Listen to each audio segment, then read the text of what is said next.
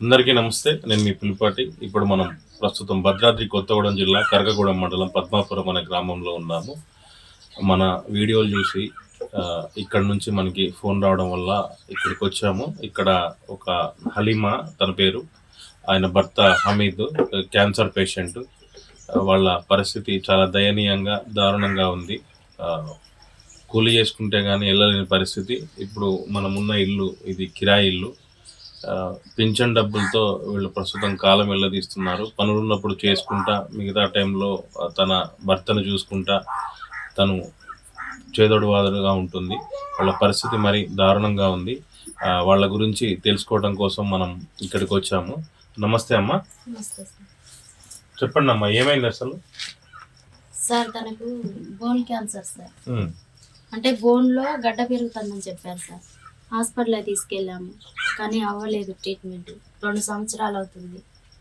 మాకు వెళ్ళలేని పరిస్థితి సార్. అసలు మీకు సొంత ఇల్లు లేదమ్మా? లేదు సార్, సొంత ఇల్లు లేదు. అసలు స్థలం కొనుక్కునేంత స్థితిలో కూడా లేము సార్. మేము కూలి చేసుకుంటే తినేవాళ్ళం. తన పెన్షన్ డబ్బులతో వెళ్ళి తీసుకుంటున్నాం సార్. అంతకుముందు ఒక 2 నెలలు తన పరిస్థితి తెలిసి 2 నెలలు మాత్రమే కమిటీ వాళ్ళు నడిపారు సార్. తర్వాత వాళ్ళు కూడా ఎవరు అసలు మా వైపు ఎవరు తిరిగి చూడట్లేదు సార్. చాలా దిగజారిపోయింది తన పరిస్థితి. తనని చూసుకుంటుంటే ఇంట్లో కూడా వెళ్ళట్లేదు సార్. అసలు ఎక్కడెక్కడ చూపెట్టారమ్మా? ప్రైవేట్కి తీసుకెళ్ళాము, గవర్నమెంట్కి తీసుకెళ్ళాము సార్. భద్రాచలము, ఇటు మనుగూరు, ఎంజం తీసుకెళ్ళాము, ప్రతిమకి తీసుకెళ్ళాము సార్. ప్రతిమ స్పెషలిస్ట్ అదే సార్, క్యాన్సర్ స్పెషలిస్టు. డాక్టర్లు అందులో ఉన్నారు. మేము వెళ్ళేసరికి చూపించాము. డాక్టర్లు అంటే టెస్టులు అవి చేశారు కానీ అవ్వదని తీసుకెళ్ళిపోమన్నారు సార్. తీసుకెళ్ళిపోమంటే తీసుకొచ్చాను సార్. మీకు ఆస్తులు ఏం లేవమ్మా మరి? అసలు ఏం లేదు సార్. ఎన్ని సంవత్సరాలు అవుతుంది ఇట్లా? 2 సంవత్సరాలు సార్. 2 సంవత్సరాలు బట్టి ఇదే పరిస్థితి. పనికి వెళ్తే తింటాం, లేకపోతే లేదు సార్.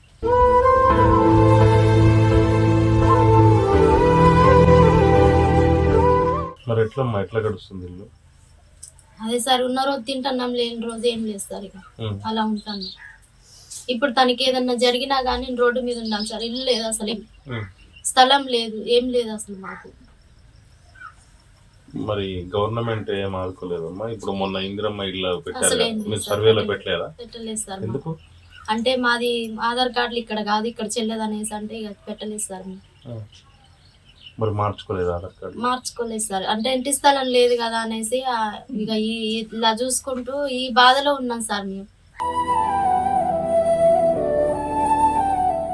తనకి ఏదన్నా జరిగినా కానీ మేము ఇప్పుడు బజార్లో ఉండాలి సార్. మాకు ఇల్లు లేదు, అసలు ఇల్లు లేదు. 2 ఆడపిల్లల్ని చూసుకోవాలి. ఇప్పుడు నేను ఒక్కదాన్ని చేస్తాను కదా. ఏం చేస్తారు? కూలి పని సార్.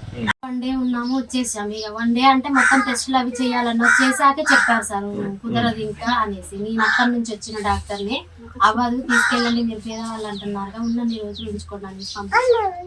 ఇక్కడికి వచ్చాక మేము వాళ్ళని ఇంటికి బ్రతిలు ఆడుకొని ఇందులో చుట్టుపక్కల వాళ్ళు కూడా చెప్పారు, వాళ్ళకి ఇల్లు లేదేం లేదు, ఉంచుకో కొన్ని రోజులు అంటే ఉన్నాం సార్. ఇప్పుడైతే పరిస్థితి నాది బాగా దిగజారిపోయింది. పెయిన్ వస్తుందని బాధపడతాను. పెయిన్ వస్తుందని బాధపడుతుంటే ఇక ఆయన కోసం కూర్చొని ఉంటాను. సార్ ఈయనకి పెన్షన్ మొన్న తెచ్చిండు 4,000, దాంట్లో చదువుకుంటాను సార్. అంతకు ముందు మాకు కమిటీ వాళ్ళు అనేసి ఇక్కడ ఉన్నారు, వాళ్ళు ఒక 2 నెలలు మాత్రమే నడిపారు. తర్వాత ఇక ఎవరు చూడట్లేదు సార్ మా వైపు. అసలు ఏం తింటున్నారు, ఏం తాగుతున్నారు అని కూడా ఎవరు చూసే వాళ్ళు. మేము చేసుకోవాలి, మేము తినాలి. ఇప్పుడు నెల రోజులు బట్టి మేము ఏం తింటున్నామో ఏం తినట్లేదో మాకు తెలుసు సార్. ఈ పాప పరిస్థితి ఏంటమ్మా? పాపకు కూడా బాగాలేదని? అవును సార్. ఈ పాప ఏదన్నా పని చేస్తే డస్ట్ అలర్జీ సార్. ఇదంతా మొత్తం వాపు వచ్చేసి ఎర్రగా అవుతుంది సార్. ఇదంతా ఈమెను ప్రైవేట్ లో 2 సార్లు చూపించా, ఇక చూపించలేదు సార్. నా దగ్గర చూపించే పరిస్థితి లేదు అసలు. అంటే మీ అసలు ఇప్పుడు దేని వల్ల ఈ ప్రాబ్లం వచ్చిందమ్మా? అంటే వంశపారంపర్యంగా ఏమైనా ఉందా? ఏమని చెప్పారు డాక్టర్లు? వంశపారంపర్యం అనేది ఏం లేదు సార్. కొంచెం డ్రింకింగ్ చేసేవాడు, అంత ముక్కలు అవి తినేవాళ్ళు, దాని వల్ల వచ్చిందనేసి అంటున్నాను సార్. వంశపారంపర్యం అన్నది ఏం లేదు. సరే, ఆయనకంటే గుట్కాలు తింటాం. మరి ఈ పాపకి? పాప అంటే వీళ్ళకు ఉండడమే ఇలాగంట సార్. వాళ్ళ అమ్మ ఇలాగే ఉండేదంట. ఈ ఫస్ట్ నుండి ఇతను ఉండడమే ఇలా. తర్వాత ఈ పాపకు వచ్చేసింది. కాకపోతే కడుపులో అన్నది ఇక 2 సంవత్సరాల కిందట బయటపడ్డది. మేము అడిగాం డాక్టర్ని కూడా అడిగితే బోన్కి సంబంధించిందమ్మా, లాస్ట్ స్టేజ్కి వచ్చాకే బయటపడుతుంది అని చెప్పారు సార్. బ్రతిన్లో ఆడుకున్నాం, కాళ్ళు కూడా మొక్కుకున్నాం సార్ చేయమని ట్రీట్మెంట్, కానీ ఇవ్వలేదు. దండం పెడతా మీ ద్వారాగానైనా, లేకపోతే ఈ వీడియో చూసిన వాళ్ళైనా మాకు దయచేసి ఎంతో కొంత సహాయం చేయండి. ఇల్లు లేదు ఉండడానికి, తనకేమన్నా జరిగినా కానీ తనని తీసుకొని నడి రోడ్డు మీద ఉండాలి. నా బాధ అంతా పిల్లల కోసం, తన కోసమే సార్. ప్రేక్షకులారా చూస్తున్నారు కదా ఈ వీడియోని, వీళ్ళ పరిస్థితి మరి దయనీయంగా దారుణంగా ఉంది. పింఛన్ డబ్బులతో కాలం వెళ్ళ తీసుకుంటున్నారు.